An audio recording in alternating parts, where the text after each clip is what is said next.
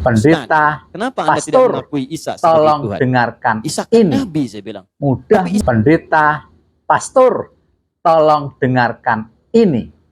Mudah-mudahan setelah mendengarkan video ini, pastor, pendeta, rame-rame mu'alaf. Assalamualaikum warahmatullahi wabarakatuh. Bertemu kembali dengan Kang Sian di channel Pendeta Insaf TV. Ya, kali ini kita mau reaction dari video audio dakwah yang berjudul ditanya tentang ketuhanan Nabi Isa.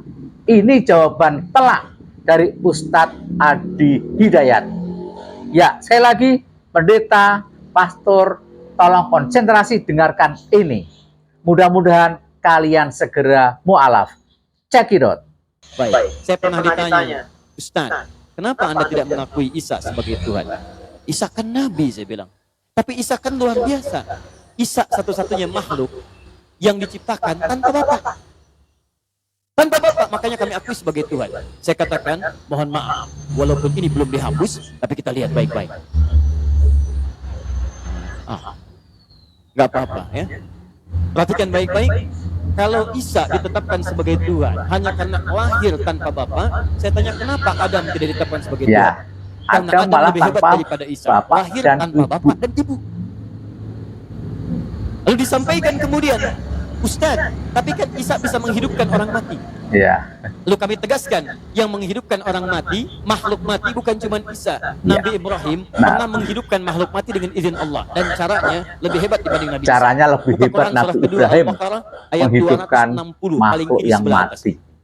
Wa idh qala Ibrahim rabbi arini kaifa tuhyil mauta. Ketika Ibrahim menyampaikan kepada Rabbnya, ya Allah, tolong tunjukkan pada saya bagaimana menghidupkan yang mati. Qala awalam tu'min. Allah berfirman, kamu enggak yakin dengan saya? Qala bala walakin liyatma'inna qalbi. Saya yakin ya Allah, tapi tolong tunjukkan supaya hati saya lebih tenang saja, supaya hati lebih tenang. Lihat baik-baik, kata Allah, ambil burung, potong-potong, kemudian tebarkan di setiap bukit.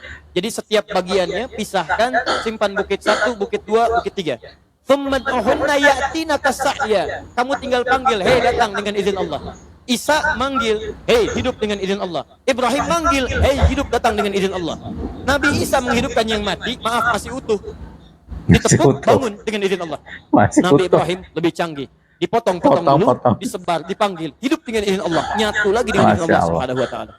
Lalu kami sampaikan, kalau Nabi Ibrahim menghidupkan yang lebih canggih dengan izin Allah, kenapa beliau tidak disebut sebagai Tuhan? Makanya di sini kemudian Allah menegaskan, inna, awas hati-hati, sungguh penciptaan Isa itu seperti halnya penciptaan Adam.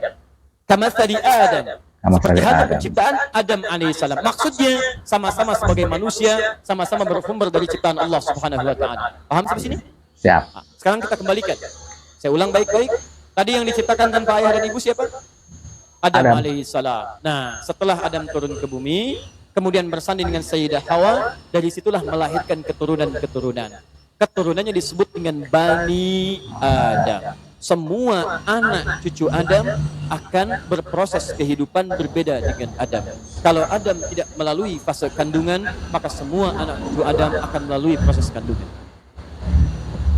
Disebut dengan Bani Adam 7 kali dalam Al-Quran. Ya. Perhatikan baik-baik. Bani, anak keturunan. Adam dari Adam plus istrinya Hawa. Jadi kalau kita akan cari keturunan kita, semua akan tersambung ke Adam. Antum silakan cari bapaknya, kakeknya, kakek buyutnya, nenek moyangnya. Antum mau cari sampai kiamat pun antum hitung, ujung-ujungnya kembali kepada Adam. Nabi Isa kembali kepada Adam. Isa punya ibu Maryam, diproses dalam kandungan. Maryam punya ayah namanya Imran. Imran punya istri namanya Hanna. Imran satu jalur dengan Yusuf. Ya, di situ ada Nabi Zakaria. Yusuf naik lagi ke atasnya ada Yakub. Yakub kemudian anaknya Ishak. Ishak anaknya Ibrahim alaihissalam jami'an. Ibrahim nyambung ke Adam alaihissalam. Dari jalur Ibrahim ada Nabi Ismail. Dari Nabi Ismail ke Nabi Muhammad SAW. Dari situ kemudian turun sampai ke kita sekarang. Jadi semua kita kalau akan dicari semua sumbernya ke Adam alaihissalam. Bedanya dengan Nabi Adam, Adam dicipta tanpa proses kandungan, semua anak cucu Adam dicipta oleh Allah dengan proses kandungan.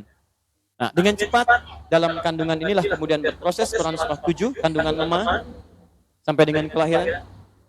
Dari situ kemudian fokus baik-baik, ada proses dalam kandungan. Quran surah 22 ayat 5, Quran surah 23 ayat 12 sampai dengan 16. Jelasan yang luar biasa, Masya Allah.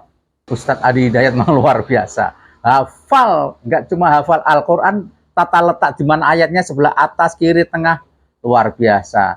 Bahkan hafal Bani Adam, nabi-nabi di bawah Nabi Adam, urutannya keturunan siapa, hafal. Jadi pesan saya buat para pendeta dan pastor yang sering mengatakan bahwa Nabi Isa adalah Tuhan, sering dia beralasan Nabi Isa itu luar biasa karena lahir tanpa ayah. Nabi Isa itu luar biasa atau Yesus itu luar biasa karena bisa membangkitkan orang yang mati. Ternyata Nabi Adam lebih hebat karena nongol di dunia ini tanpa ayah, tanpa ibu. Dan Nabi Ibrahim itu lebih hebat karena bisa menghidupkan makhluk yang sudah mati. Makhluk itu berupa burung, bahkan dicacah-cacah dulu burung, ditaruh di ujung bukit A, bukit B, bukit C, kemudian dihidupkan kembali. Dan umat Islam tidak menyembah Nabi Adam yang lebih hebat dari Yesus, dan umat Islam tidak menyembah Nabi Ibrahim yang jauh lebih hebat daripada Yesus. Karena Nabi Adam dan Nabi Ibrahim melaksanakan semua mukjizat itu atas izin Allah. Biidznillah, atas izin Allah. Semoga para pastor dan pendeta segera bertaubat, segera insaf untuk menyembah Tuhannya Yesus, Allah yang Esa, Allah Subhanahu wa Ta'ala. Wassalamualaikum warahmatullahi wabarakatuh.